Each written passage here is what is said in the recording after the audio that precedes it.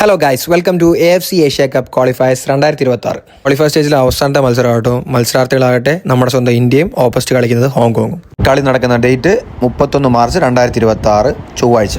Venue ആവട്ടെ നമ്മുടെ സ്വന്തം ജവഹർലാൽ നെഹ്റു ഇൻ്റർനാഷണൽ സ്റ്റേഡിയം, കലൂർ, കൊച്ചി. ഒരു 10 വർഷത്തിന് ശേഷമാണ് നമ്മുടെ കേരളത്തിലേക്ക് ഇന്ത്യൻ ടീം ഒരു മാച്ചായിട്ട് വന്നിരിക്കുന്നത്. ഇന്നത്തെ മാച്ചിൻ്റെ ഏറ്റവും വലിയ പ്രത്യേകത, ഒരു ഫോറിൻ താരം ഓസ്ട്രേലിയൻ നാഷണൽ ടീമിൻ്റെ പ്ലെയറായ റയാൻ വില്യംസ് ഇന്ത്യയിൽ കളിക്കണമെന്ന് ആഗ്രഹം പ്രകടിപ്പിച്ച് NOC വാങ്ങി ഇന്ത്യൻ ടീമിന് വേണ്ടി അരങ്ങേറുകയാണ്. കളി തുടങ്ങിയ ആദ്യത്തെ 3 മിനിറ്റ് തന്നെ റയാൻ വില്യംസ് ഗോൾ വല്ല കൊലുക്കുകയാണ്. മൻവീർ സിംഗിൻ്റെ ഒരു കിടിലൻ പാസിൽ ഒരു ക്ലീൻ ഗോൾ.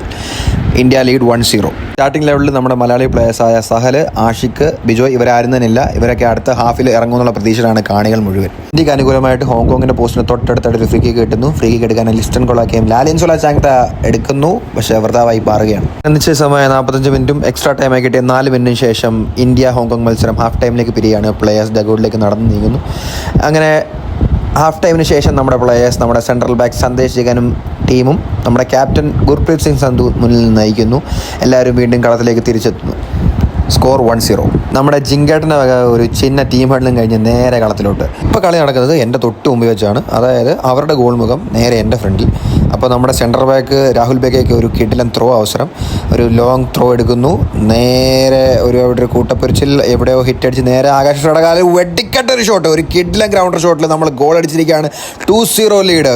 സ്റ്റേഡിയം ഇളകി മറിഞ്ഞിരിക്കുകയാണ്. നമ്മുടെ സെൻട്രൽ ഫോർവേഡ് താരം റയാൻ വില്യംസ് പരിക്കേറ്റ് താഴെ കിടക്കുന്നു. ഫിസിയോ ടീം ഓടിയെത്തി അദ്ദേഹത്തെ ചികിത്സിക്കുന്നു. അദ്ദേഹത്തിന് ഇന്ത്യ എന്ന രാജ്യത്തോടുള്ളൊരു പാഷൻ അപാരം തന്നെ. മെറ്റേണൽ റൂട്ട്സ് പ്രകാരമാണ് അദ്ദേഹത്തിന് ഇന്ത്യയായിട്ട് ബന്ധം വരുന്നത്. അതായത് വഴി, അമ്മ വഴിയുള്ള ബന്ധമാണ് ഇന്ത്യയായിട്ടുള്ളത്. പോരാത്തിന് അദ്ദേഹത്തിൻ്റെ ഗ്രേറ്റ് ഗ്രാൻഡ് ഫാദർ ഇന്ത്യയിൽ ബോംബെക്ക് വേണ്ടി സന്തോഷ് ട്രോഫിയും കളിച്ചിട്ടുണ്ട്. റയാൻ വില്യംസ് പരിക്കേറ്റ് വീണുപോയതിനാൽ നമ്മുടെ കോച്ച് ഖാലിദ് ജമീൽ അദ്ദേഹത്തിനെ വലിച്ചിരിക്കുകയാണ്. പകരം jersey number 22 central forward attacking midfielder റോളുകളിൽ കളിക്കുന്ന റഹീം അലി കളത്തിലേക്ക് ഇറങ്ങുന്നു. ISL ഒഡീഷ FCക്ക് വേണ്ടിയാണ് റഹീം അലി കളിക്കുന്നത്. ഇന്ത്യൻ ടീമിൽ നല്ല ക്ഷാമമുള്ള പൊസിഷനായ സെൻട്രൽ ഫോർവേഡ് കളിക്കുന്ന റഹീം അലിക്ക് ഗോൾ അടിക്കാൻ പറ്റുമോ എന്ന് നമുക്ക് കാത്തിട്ട് കാണാം. Okay, back to game.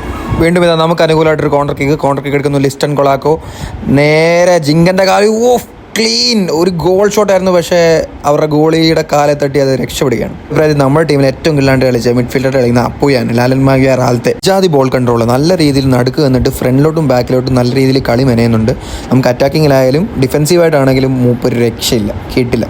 ഇത് അഭിമാന നിമിഷം. മലയാളി താരം തിരുവനന്തപുരം സ്വദേശിയായ ബിജോയ് വർഗീസ് കളത്തിലേക്ക് ഇറങ്ങുകയാണ്. ഡെബ്യൂ.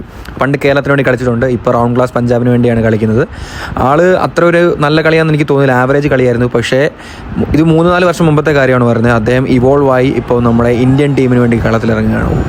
ഗ്രേറ്റ്. സ്വന്തം നാട്ടിൽ വെച്ച് കേരളത്തിൽ മലയാളികളുടെ മുമ്പിൽ വെച്ച് ഡെബ്യൂ ചെയ്യാൻ പറ്റിയത് ബിജോയുടെ ഭാഗ്യം തന്നെ. പക്ഷേ സങ്കടകരമായ കാര്യം, നമ്മുടെ സ്വന്തം പ്ലെയർ സഹലിനെ ഇതുവരെ ഇറക്കിയിട്ടില്ല. ആഷിഖുറിനെ ഓൾറെഡി ഇറക്കി. സഹലിന് ഇതുവരെ നമുക്കൊരു ചാൻസ് കിട്ടിയിട്ടില്ല. കളി തീരാറായി.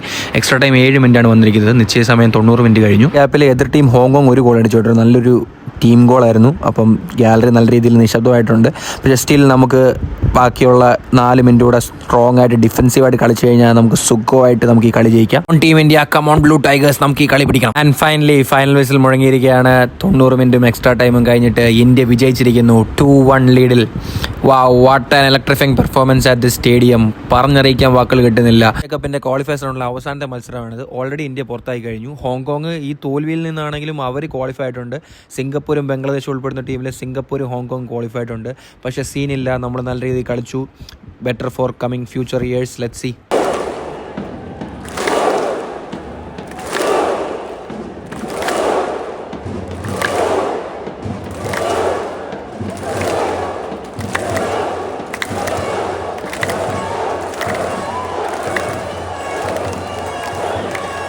Kashmir to Kerala, one voice.